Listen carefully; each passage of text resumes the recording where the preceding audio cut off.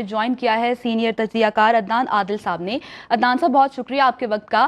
اب ہم نے دیکھا ہے کہ ایک فیئر فیصلہ سنا دیا گیا ہے، تو آپ کو کیا لگتا ہے کہ 8 تاریخ کے اس فیصلے کے بعد الیکشن کمیشن جو ہے وہ اس کے اوپر کس طرح سے عمل درآمد کروائے گی؟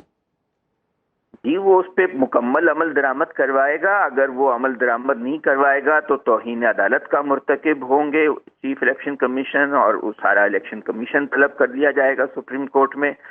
اور اسی طرح وہ آئین کے آرٹیکل 6 کی بھی خلاف ورزی ہوگی، جو کہ بہت ہی سنگین جرم ہے. تو میرا خیال ہے کہ ہمارا جو الیکشن کمیشن ہے وہ بالکل اس بات کا اہل ہے، اور اس کے پاس تمام دستیاب وسائل اور انفراسٹرکچر اور تمام ضروری وسائل موجود ہیں جو الیکشن کروانے کے لیے ضروری ہیں. سن 70 کے بعد، سن 70 سے لے کر اب تک یہ 12واں الیکشن ہوگا، اور متعدد بلدیاتی الیکشن بھی ہو چکے ہیں ملک میں. تو اس حساب سے یہ کوئی نیا تجربہ نہیں ہے.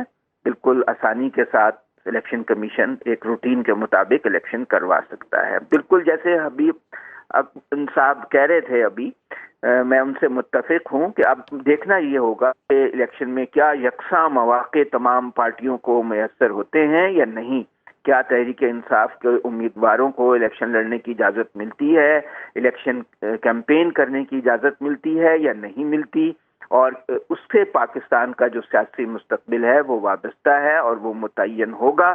میرا خیال ہے اگر صاف، شفاف، منصفانہ اور غیر جانبدارانہ الیکشن ہو گئے تو پاکستان جو ہے وہ اس کے لیے بہت خوش قسمتی کا باعث ہوگا. بہت ملک آگے بڑھے گا، ترقی کرے گا، کیونکہ معاشی ترقی بھی ممکن نہیں ہے اگر ملک میں سیاسی استحکام نہ ہو اور لوگوں میں بے چینی ہو، تو پھر معاشی ترقی کا عمل بھی جو ہے اس سے متاثر ہوتا ہے. جی. اس لیے البتہ ایک بات ضرور ہے کہ فروری کے شروع میں 8-10 حلقے ایسے ہوں گے جہاں برف باری ہوگی اور شاید وہاں پر پولنگ کے لیے مسائل ہوں، لیکن باقی سارا جو ملک ہے وہ اس میں موسم بہت اچھا ہوگا اور الیکشن کے لیے بہت سازگار ہوگا. اب خبر آپ کی دسترس میں، ہر وقت بر وقت. ابھی سنو نیوز کے یوٹیوب چینل کو سبسکرائب کیجئے، بیل آئیکن پر کلک کیجئے اور باخبر رہیے ملکی اور بین الاقوامی حالات سے یقین کے ساتھ.